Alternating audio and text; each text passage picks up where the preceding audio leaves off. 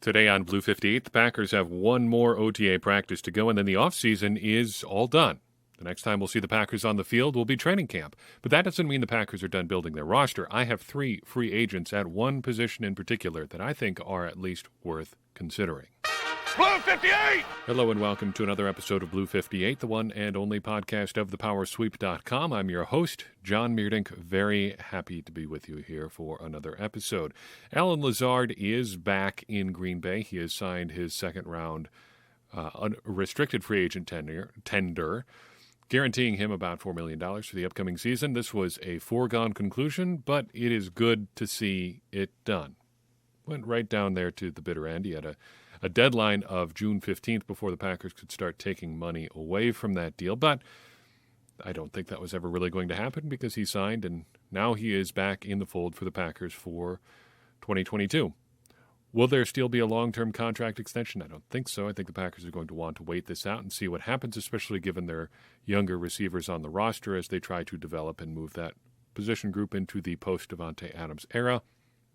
Still, it is good to have it would be good to have Davante Adams around. It's good to have Allen Lazard around, given his versatility, the different things he can do. And it'll be interesting to see what he does in presumably a larger role than he's ever had before this season. The Packers also made another roster move, signing kicker Gabe Burkich, 6'3", 201 pounds, a rookie out of Oklahoma. He actually left school early, turning pro after his redshirt junior year. I don't have a lot of strong opinions on kickers, but Acme Packing Company's Justice Mosqueda has come up with an interesting way of evaluating them, weighting their accuracy and performance in college for distance. And according to Justice, Burkich is the 4th best kicking prospect in the past 5 years. Your mileage may vary on that, but if you don't like his take on it, Dane Brugler had him as the 2nd best kicker in this class. And again, I don't know how to substantively really evaluate kickers. We should probably get somebody with a little bit of special teams acumen on the pod sometime so we can talk about this in a more authoritative way. But just looking at the NFL.com scouting report on Burkich, it's even more obtuse than usual. Here's what Lance Zierlein wrote about Burkich. His strength: he has a rapid step-to-kick operation time. That kind of makes sense, I suppose. His ball striking is compact. Don't know what that means at all. He kicked with better power and body control in 2021. I guess I can follow that there. He generates lift and rotation quickly. He also nailed 3 field goals of 50-plus yards, 51, 55, and 56 in the same game against Tulane. In terms of weaknesses, according to Zierlein, Burkich has a slight push-pull in his kicks from distance. He also has intermediate accuracy that can wane, and his kickoff leg lacks deep ball power. Again, even more word salad than usual. But turning back to Justice's point, weighting accuracy relative to length in individual evaluation seems to be fairly important because presumably most guys can make these short to intermediate kicks, though there may be some concerns there with Burkich. But from distance, he was 5 of 7 from more than 50 yards at Oklahoma. That isn't nothing.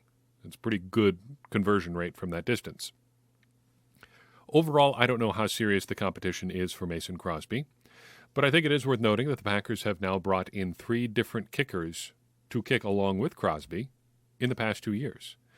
J.J. Molson was here for more than a year. Dominic Eberle came and now went, and now you've got Burkich. It's not a competition. How serious is the competition? Who knows? We should maybe point out that the Packers could still save more than $2 million against their 2022 cap by releasing Mason Crosby. And if Burkich is as good a prospect as some people seem to think that he is, maybe that all adds up to the Packers making a move there. I would not bet on that. I don't think I'd even put $1 down on that. But the Packers have had a pattern now of wanting to have kickers around, and it seems like it's more than just trying to give Mason Crosby a break. They have really taken steps to shore up their kicker position, having options there. Sure, we expect Crosby to bounce back. Well, maybe you don't. Maybe you don't expect Crosby to bounce back from a disappointing season last year. Presumably, the Packers are thinking he's going to bounce back. Otherwise, they'd have cut ties long ago. But they seem to be hedging a little bit on the off chance that he doesn't. One final note from what we've seen from the Packers in Green Bay so far this week.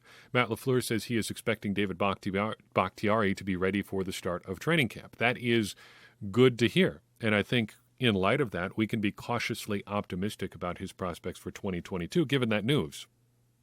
However, the doomsday clock that we mentioned previously is still ticking closer to midnight until we see him on the field and all those concerns are put to rest.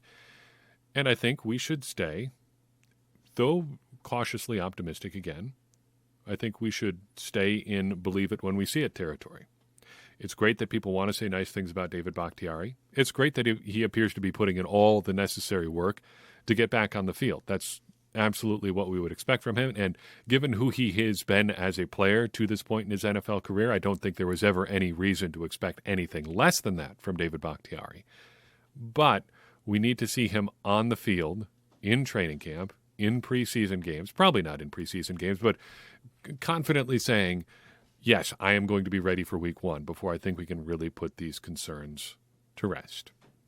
I have a bunch of listener questions that I want to take on today. There's been a backlog building, and due to events at the end of May and start of June, I've been unable to get to them, but I would like to do that today. Before we do that, though, I want to give a couple different kinds of shout-outs to Patreon supporters.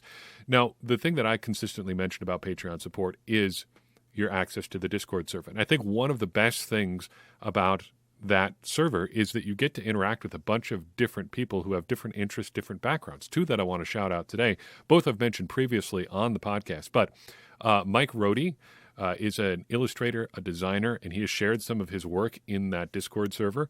Has a couple great books on what he calls sketchnoting, and I love it because it's an entirely different way of looking at something that I do very regularly. Obviously, taking a lot of notes on Packers games and things like that, and Mike has a great system for doing that. It's very artistic, very interesting, and I would like to try it. Certainly not the artist that he is, but it's been cool to have him share some of his work in the Discord server. The other person that shows up there from time to time is Russell Shoemaker of the Art Slice Pod, which he does with his wife, Stephanie Duenas. It's a podcast about art, and I have some interest in art, though I am not an artist myself, and this is a great way to talk about some paintings that you've heard of, some that you definitely haven't heard of, and their impact on the art world. I love history. This really dovetails with that, and it dovetails in a really accessible way with something that I like but don't know a whole lot about. I'm the sort of art appreciator where we go fairly regularly to the Toledo Museum of Art, and I walk around and see all the paintings and stuff and think, that is really neat. I couldn't do that. But it's really great that you did, because I enjoyed looking at this picture. Russell and Stephanie go much deeper than that, explaining the context for some of the paintings, that you've heard of, some that you haven't.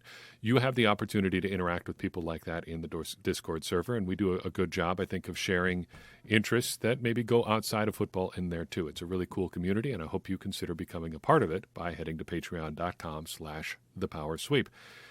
Your questions. The very first one comes to us from Ricard in Stockholm, Sweden, and we're trying something different here that I want to give you the opportunity to do. But first, let's see what Ricard has to say. Thinking about last year and how rusty they looked in the season opener versus New Orleans, since they are facing the Vikings, a divisional game in the season opener this year, do you think they will approach the preseason and week one in a different way than last year? Before we get into Ricard's question, I want to give you the opportunity to submit something where you can hear your own voice on the podcast.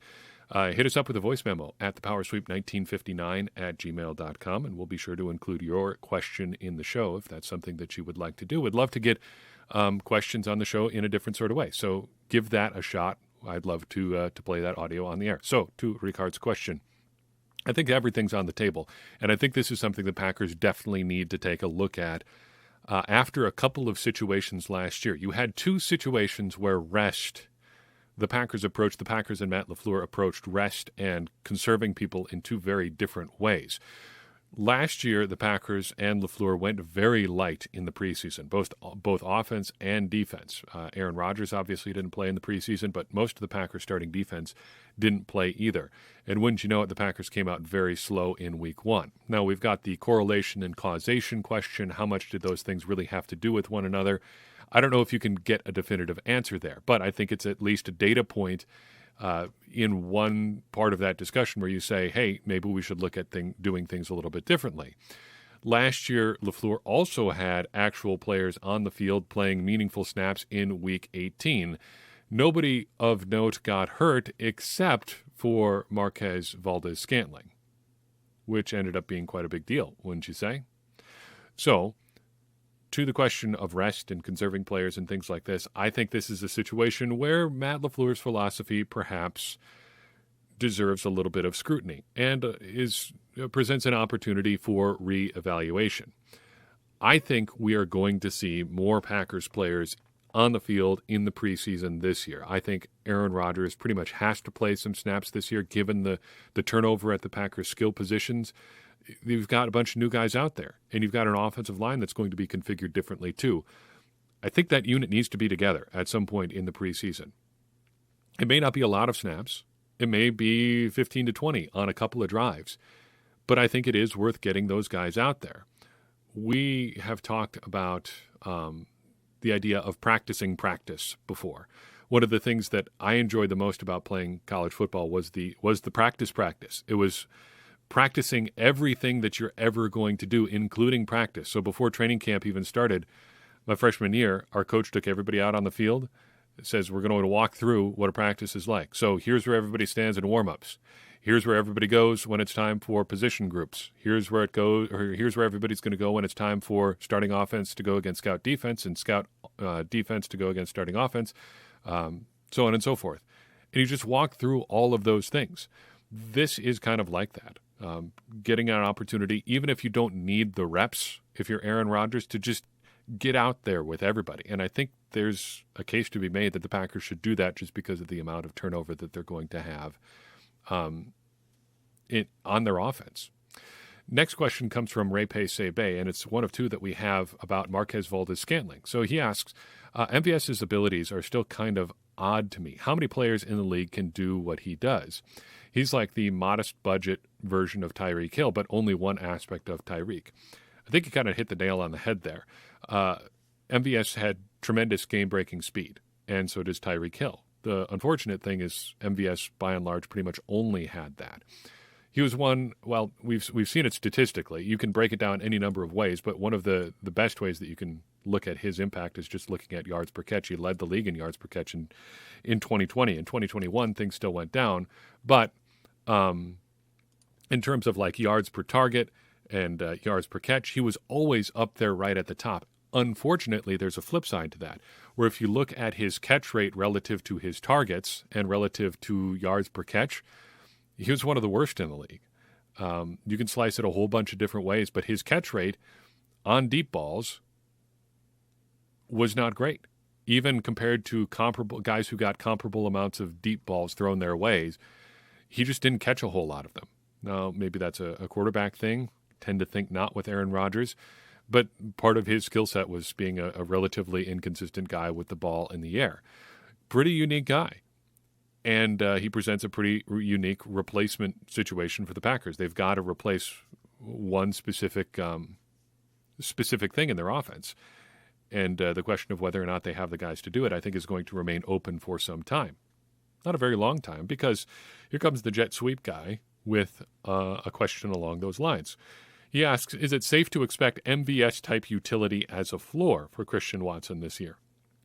His speed and size is a given, and scouts have regularly noted his downfield blocking. I feel those traits give him a chance to fill that role seamlessly. Tend to agree here, though I wonder if Romeo Doubs is also going to have something to say about that as well. But I think expecting Christian Watson to fill a role like MVS did in terms of utility is pretty much a given this year. Production may be a little bit different. We've talked previously about how Packers wide receivers tend to not produce very well as rookies, and really league-wide guys tend to not produce very well as rookies because of the adjustment. It takes a while to get used to playing at an NFL level. Suddenly, every defensive back you face is virtually as fast as you are, though not exactly, given how fast Watson is and a guy like MVS was. But in terms of production, I could see it going either way. Certainly, it wouldn't be all that difficult to overcome or to surpass what MVS did in 2021 in terms of production. So that shouldn't be a huge ask there. But it also wouldn't be all that surprising to see Watson be more like 2019 MVS. Some fits and starts, some certainly good games in there, but some games where he disappears entirely, and that's just the nature of being a rookie. However, it does seem like this is a ready-made role, and if it's either Watson or Dobbs trying to take over as that sort of deep threat, block downfield sort of guy, this is the opportunity there, and I think they're going to get every opportunity to fill it. Another question from the Jet Sweep guy has to do with compensation for a couple interesting individuals in Green Bay. One in particular. He asks highest paid quarterback, then highest paid left tackle, then highest paid cornerback. Next up is highest paid outside linebacker. Good question. He's speaking, of course, about Rashaan Gary, who you would have to think would be next in line for an extension. Of the young players coming up, it's Gary, it's Elton Jenkins, and it's Darnell Savage. I don't think the Packers are in a rush to get Darnell Savage done.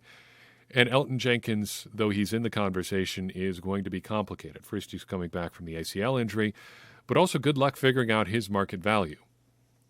A guy who's a Pro Bowl caliber guard and tackle, can play left tackle and right tackle, left guard and right guard. Owen can also fill in quite capably at center if you need him to as well.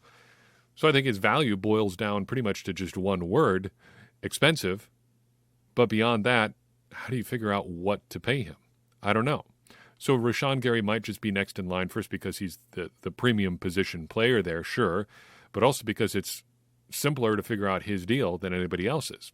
So on Gary specifically, I think there are three contracts you need to look at. TJ Watt, Joey Bosa, and Myles Garrett. Those are your three highest paid edge rushers, and if I was Rashaan Gary's agent, that would be the neighborhood I'd be shooting for.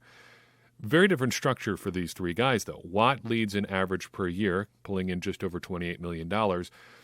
But both Bosa and Garrett have more than $100 million in total guaranteed money. Though less fully guaranteed than Watt, they still outpace him by about $20 million each.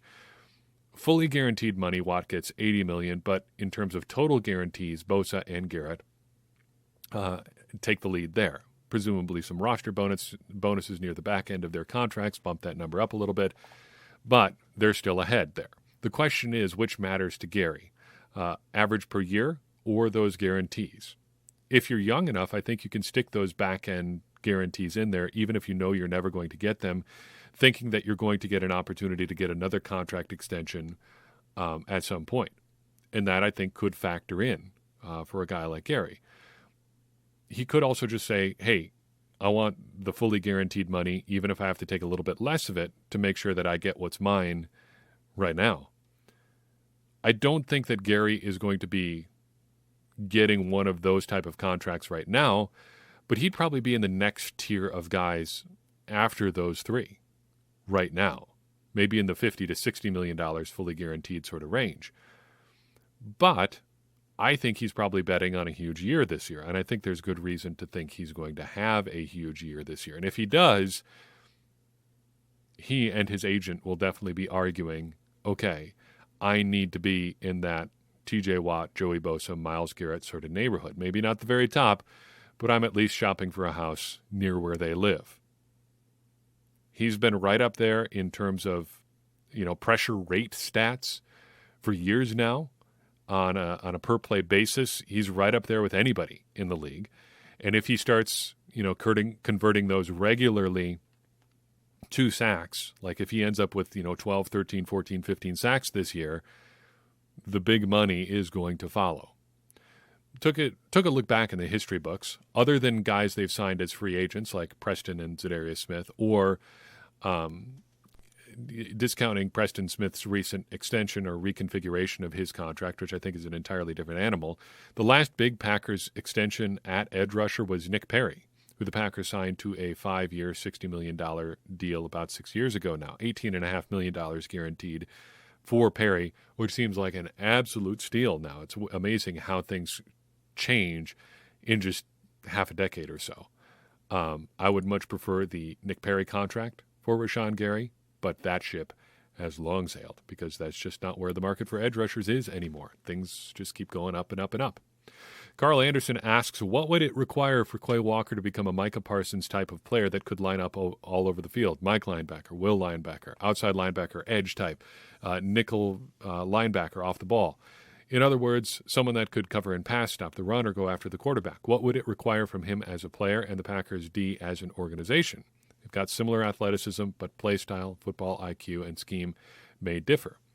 Now, obviously, this would be great for the Packers. Micah Parsons was tremendous for Dallas last year. Slam dunk candidate for Rookie of the Year on defense. The Packers would love to have a player like that in Quay Walker. And athletically, physically, they are very, very similar. You look at relative athletic score, they're right there in terms of their body measurements, in terms of their overall athleticism numbers. In some ways, Walker is actually, I think, a better athlete than Parsons, though Parsons' 4.36 40-yard dash obviously puts him in very rare company. But let's take a look at Parsons, because I think, for starters, it would stem from a desire from the Packers to have Walker do it all rather than focus on one thing or maybe just a couple things. Parsons pretty much did do it all for Dallas last year. He had a pretty close to even split between snaps where he lined up on the line and as an off-the-ball linebacker last year. According to Pro Football Focus, he had 540 snaps in the box, which is generally where they categorize those guys that are like off-ball linebackers, like a Devondre Campbell, or like a box safety type, a guy who comes down near the line of scrimmage. He also had 390 snaps where he lined up as a defensive lineman, and a typical edge rusher type guy. More specifically, he had 295 snaps where he dropped into coverage compared to 319 where he was rushing the passer. Those are the ones where you're really looking at the mix there because it's different responsibilities in passing situations. The Packers' edge rushers aren't doing that. They're not having a near 50-50 split in terms of drops versus rushes, which makes his double-digit sacks last year, by the way, all the more impressive. I don't know if the Packers want that for Quay Walker. My sense is they probably want him skewing much more towards the off-ball stuff, and if he is coming after the passer, it's going to be on a blitz. Things like that. He did that at Georgia, and I don't think they're going to line him up as an edge rusher for 300 snaps this year and have him just go after the quarterback that way. So I guess to Carl's points here, the Packers would have to have him want to be like Micah Parsons. But let's assume for a second that they want that. What would Quay Walker need? He's got the athleticism, but I think it becomes a mental load. It's a big mental load to do the coverage stuff and the run fits, and also be a pass rusher. So I think you're actually scaling back his role in a way towards being a part of a few small differing packages to get that done. But if they wanted to do so, the Packers might actually be pretty uniquely positioned to do that. They've got a guy who can be their number one at linebacker. It's Devondre Campbell. So the Packers don't need a lead dog at their traditional linebacker spot. They've also got Preston Smith and Rashaan Gary on the edge. If you were of a mind where you wanted Quay Walker to be that do-everything guy in the defensive front, you could really sprinkle him in at those spots in addition to giving him some spot duty as a traditional just inside linebacker guy. It wouldn't take away all that much from your defense. It wouldn't take away all that much from what he can do because he's going to be doing these things in smaller doses anyway. He's never going to be, well, never is a long time. He's not right now going to be the top dog at anything. So he is kind of this movable chess piece kind of by default right now anyway. Maybe they line him up on the edge and have him rush. They did it with Oren Burks last year. If you can do it with Oren Burks, you can definitely do it with Quay Walker. It's going to come down, I think, to what the Packers want for him, because I think he can certainly do it. Is that the best use case for Quay Walker? I think actually yes. Maybe not to the extent that the Cowboys moved Walker around or moved Parsons around, but if you could have him do those things capably and just have him be kind of like this, where's he going to show up sort of player for opposing offenses to keep track of, that's a good thing. And it kind of speaks to what we talked about regarding Walker on draft night. Didn't seem like an obvious pick at the time, but he does give the Packers a lot of versatility in a lot of different ways, and they can force the matchups onto the offense now with a guy like him on the field. he's certainly capable of doing it. He did it a little bit at Georgia. He's got the athleticism to do it in the NFL. Whether or not he does it is the remaining question to be answered, and we will see that here in about a month. 2 final questions related to free agents. First, from old Packers fan. Any possibilities for the Packers to add a veteran free agent or 2 between now and the start of training camp? I've seen some wide receivers mentioned as being the best fit for the Packers, including Julio Jones, Will Fuller, and Odell Beckham Jr. Each has significant availability questions, with OBJ unlikely to play before the playoffs. I think something more likely is cornerback, with Kevin King and Kyle Fuller still available and no draft choices at the position. Maybe safety if they like guys like Jaquiski Tart or Landon Collins, or if a veteran like Harrison Smith gets cut loose. Any thoughts on further reinforcement or other roster-building moves coming soon? Very good question. And related to this one, QHM also asked what my preferred edge rusher in free agency would be right now. But first, to old Packers fan, definitely a possibility. The Packers are definitely shopping. Brian Gutekunst has shown us that his roster-building process never really stops. He never feels like he's set with his 53. But they are definitely in bargain hunting mode. They're not looking to pay a premium for anything.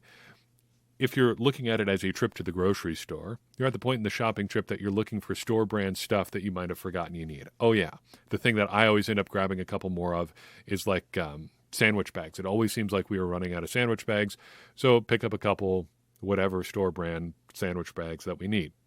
Maybe you're at Walmart and you're checking out the $5 Blu-ray bin, just looking for something that maybe you haven't seen before, or you just want a physical media copy version of a movie that you like.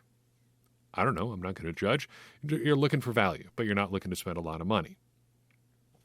The Packers are looking, but I don't think anything is necessarily imminent, but that is fine because you can wait at this point of the year. You've had a chance to take a good long look at anybody who is a free agent at this point. And you can take your time making up your mind. The Packers signed Devondre Campbell on July 9th last year and Dennis Kelly on July 29th. They can add value late in the process. But say the Packers were looking. If it was me, I'd be shopping at these 3 positions.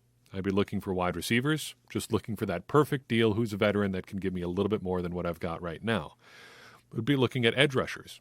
I'm looking for a Whitney Merciless type, a 3rd, maybe 4th edge rusher who gives you an alternative to just starting a guy like J.J. Enagbare at that spot, going with a guy like J.J. Enagbare or Jonathan Garvin as your 4th edge rusher, or maybe even 3rd edge rusher at this point, and tight end. You're looking for a prospect, I think, at tight end, because I think anybody who's actually going to play significant snaps is long since gone. You're looking for a guy who can be this year's Tyler Davis. Maybe get sprinkled into some packages late down the stretch, or a Dominique Daphne, an athletic guy who really kind of lacks a position. Those are the 3 places I'd be looking. Looking at one of those 3 spots specifically, to QHM's question, basically, again, we're trying to find this year's Whitney Merciless, or maybe more accurately, the defense's version of Sammy Watkins, a guy whose career maybe has taken a couple rough turns here over the past couple of years, who the Packers think they can maybe resurrect and get a little bit of value out of. So there's 3 names in terms of edge rushers that I'd at least consider signing. Jason Pierre-Paul, Ryan Kerrigan, and Carl Nassib. Jason Pierre-Paul turned 33 in January, and he's certainly the most decorated edge free agent available. He's definitely not a traditional stand-up outside linebacker type, but I'm sure he could do it. He could probably do the Zadarius Smith type role too, hand on the ground on the outside or move inside. But I would think he's almost certainly looking for like an Ndamukong Suh type mercenary deal. So he's probably out of the Packers' price range, almost assuredly out of the Packers' price range. But of these 3, he's been the best most recently. He only played 12 games last year, of note. He's also only played a full season just once in the last 3 seasons. So if you're concerned about that kind of thing, there's your red flag there. But in terms of ready-made guys who could really contribute to the Packers' edge rusher group, it's him. Super expensive, but if you're going to spend money on free agents, I think I would rather do that even than wide receiver, because the Packers have a serious need for edge rusher depth beyond Rashaan Gary and Preston Smith. The next guy, Ryan Kerrigan, is probably one of the longest-term contributors still available, one of the best pure edges available. He played 16 games and had no sacks last year for Philadelphia, only just over 300 snaps, but I think that tells you a lot about the kind of player who's available right now. To me, he's a see what he's still got sort of signing. Maybe you bring him in, it's going to be a low-end deal, and just see if he can still play, if he's still interested in playing.